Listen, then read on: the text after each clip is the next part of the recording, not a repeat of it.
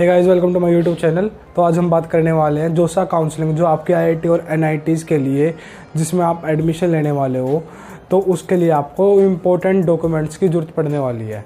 तो मैं आपको बताने वाला हूँ कि आपको कौन से डॉक्यूमेंट्स आपको अभी बनवा लेने चाहिए, ताकि आगे जाके आपको जो जेईई मींस के बाद जब आपका रिजल्ट आएगा, उसके बाद जब आपकी काउंसलिंग होएगी तो आपको ज़्यादा दिक्कत ना हो।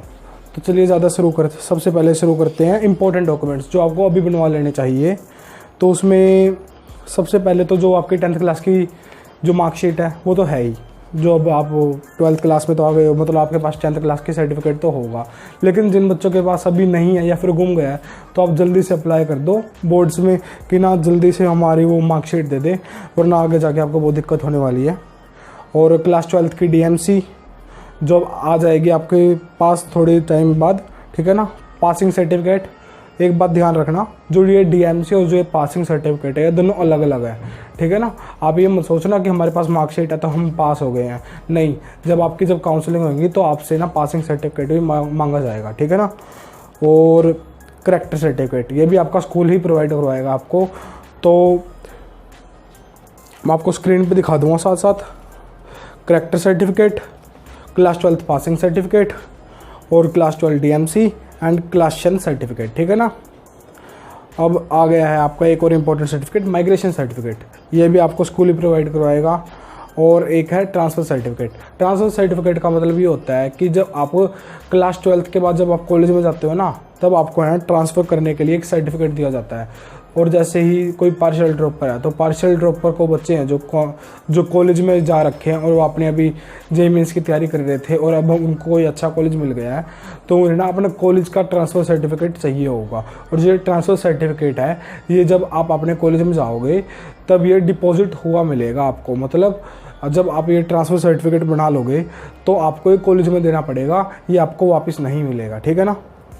और एक आधार कार्ड, ये भी बहुत ज़्यादा इंपॉर्टेंट है। अगर आप में से किसी का नहीं बना हुआ है तो बनवा लो जल्दी से, बहुत ज़्यादा इंपॉर्टेंट है ये चीज़। और पासपोर्ट साइज़ फ़ोटोज़, जो पासपोर्ट साइज़ फ़ोटोज़ हैं ये आप लगभग 30 से 40 बनवा लो, क्योंकि काउंसलिंग में इसकी बहुत ज़्यादा ज़रूरत होने वाली है। और कॉलेज के अंदर जब आप जाओगे एडमिशन लेने, तब भी आपको बहुत सारे फॉर्म भरने में इसकी ज़रूरत पड़ेगी। और आपका जो जेईई मेंस का एडमिट कार्ड है जो आपके पास आ रखा है, उसका प्रिंट निकाल लेना। और जो 10वां है वो है जेईई मेंस और एडवांस के जो फाइनल कार्ड आया, मतलब जो आपका रिजल्ट आ गया है, उसका भी प्रिंट आउट निकाल लेना, ठीक है। और जो 11th है वो आपका डोमिसाइल निवास प्रमाण पत्र, मतलब कि जहाँ पर आप रहते हो उसका एक सर्टिफिकेट होता है डोमिसाइल। यहाँ पर आप कहीं पर जाके सेवा केंद्र के अंदर वहाँ पर आप बात कर सकते हो, वो आपका सर्टिफिकेट बनवा देंगे, ठीक है ना। और एक सबसे इम्पोर्टेंट सर्टिफिकेट ये है इनकम सर्टिफिकेट। ये आप कहीं आसपास की तहसील में जाके तहसीलदार से बनवा सकते हो, लेकिन तहसीलदार लेवल तक का तो होना चाहिए, उससे नीचे लेवल का नहीं होना चाहिए ये। और जो ये इनकम सर्टिफिकेट बनेगा अब आपका, ये अप्रैल 2020 से मार्च 2021 के बीच का बनेगा, ठीक है। और जो ये सर्टिफिकेट आप जल्दी बनवा लो, क्योंकि आगे जाके जब आप एनआईटीज़ में जाओगे, आईआईटीज़ में जाओगे, तो जो आपको फीस वेवर मिलेगा वो इसके हिसाब से ही मिलेगा। जैसे अगर आपकी 5 लाख से कम की इनकम है तो आपको 2/3 फीस है जो आपकी माफ़ हो जाएगी।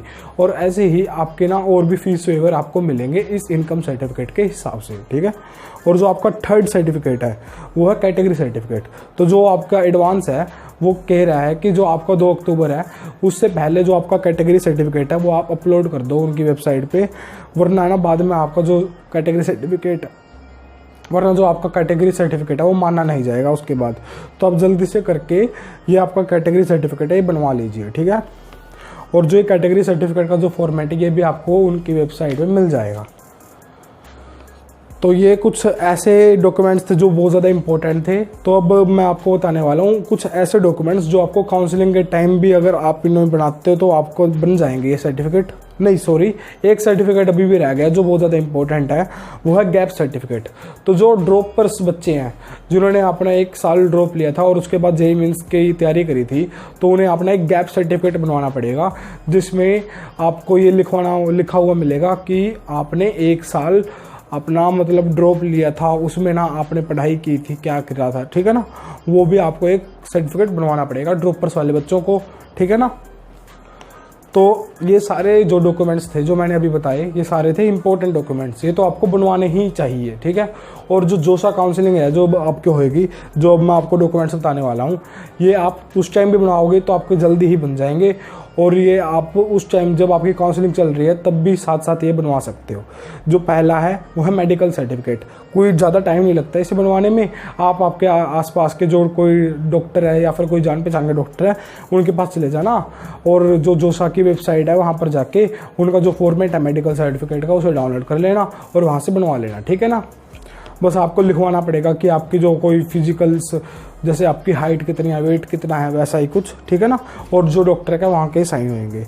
और अंडरटेकिंग का मतलब क्या है कि जैसे आप कोई सीट है वो ले रहे हैं या फिर आपने सीट फ्लोट कर दी, फ्रीज कर दी, ऐसे ही कुछ ऑप्शंस होते हैं। उसके हिसाब से आपकी जो अंडरटेकिंग भी होती है, ये भी आपको जोसा की काउंसलिंग के अंदर मैं आपको बता दूंगा। वैसे अभी इसकी कोई ज़्यादा ज़रूरत नहीं है, जब आपकी काउंसलिंग स्टार्ट होगी तब आपको इसकी ज़रूरत पड़ेगी। और एक परफॉर्मेंस चेक, जो ये परफॉर्मेंस चेक है ये भी जोसा की आपकी वेबसाइट पर मिल जाएगा, लेकिन अभी आपकी काउंसलिंग स्टार्ट नहीं है तो क्या पता अभी आपको ज़रूरत नहीं पड़े। और चॉइस फिलिंग, ये जब आपकी काउंसलिंग स्टार्ट होगी ना, तो जब आप चॉइसेस भरोगे कि आपको कौन सी IIT चाहिए या कौन सी NIT में चाहिए, तब आपको ये सारी चॉइसेस भरनी पड़ेगी। तो आप 200 के आसपास चॉइसेस भर सकते हो सभी कॉलेजेस को मिला के। तब आपको ना, जब आप जो सारी चॉइसेस भर दोगे तो आपको उनकी फ़ोटोकॉपी निकालनी पड़ेगी। मतलब वहाँ पर जब आप सारी चॉइसेस को लॉक कर दोगे तो आपके पास ऑप्शन आ जाएगा कॉपी दी ऑल चॉइसेस, ठीक है ना। तो आपको सारी चॉइसेस की है ना फोटो कॉपी निकालनी पड़ेगी, ठीक है। ये भी उस टाइम में होएगी जब आपकी काउंसलिंग होएगी, जो लगभग अक्टूबर के एंड में या नवंबर की स्टार्टिंग में होएगी। और जो 19th जो डॉक्यूमेंट है वह जोसा का सीट अलॉटमेंट लेटर। मतलब जब किसी का आपका IIT के अंदर या NIT के अंदर जब आपको कोई सीट मिल जाती है तब आपके पास आता है सीट अलॉटमेंट लेटर। तब आपको उसकी भी फ़ोटोकॉपी निकाल लेनी है। और जो 20वां है और जो 21वां है वो दोनों सेम ही सा है। मान लो कि आपको जब जोसा के अंदर जब आपकी काउंसलिंग हो रही होगी तब आपको कुछ पैसे जमा करवाने होते हैं, तो जो आप पेमेंट करोगे तो आपको उसकी भी एक फ़ोटोकॉपी निकालनी पड़ती है। और जब आपकी जोसा काउंसलिंग ख़त्म हो जाती है, और जब आप किसी NIT IIT के अंदर चले जाते हो तब भी आपको कुछ पैसे देने पड़ते हैं। मतलब अगर मान लो आपकी जो पहले साल की जो फीस है वो है 90,000, तो अगर आपने जोसा काउंसलिंग के अंदर 80,000 रुपये दे दिए हैं तो जो बाकी 10,000 रुपये हैं उसकी भी आपको NIT के अंदर जाके पैसे देने पड़ेंगे। तो जो 10,000 रुपये हैं उसकी भी आपको फ़ोटोकॉपी निकालनी पड़ेगी। और जो 80,000 रुपये हैं जो आपने जोसा के अंदर डाले थे भी उसकी भी फ़ोटोकॉपी निकालनी पड़ेगी। तो ऐसे ही आपके पास 2 फ़ोटोकॉपी होनी चाहिए आपकी जो फीस पेमेंट है उसकी, ठीक है। तो ऐसे ही कुछ ये सारे डॉक्यूमेंट्स थे। तो होपफुली आपको सारे डॉक्यूमेंट्स को समझ में आ गया होगा। और अगर आपको अभी भी कोई डाउट है तो आप मुझे कमेंट सेक्शन में बता सकते हो। और अगर आपको कौन सी नई वीडियो चाहिए मेरे चैनल पे, आप मुझे वो भी बता सकते हो। तो अगर आपको वीडियो अच्छी लगती है तो बाय।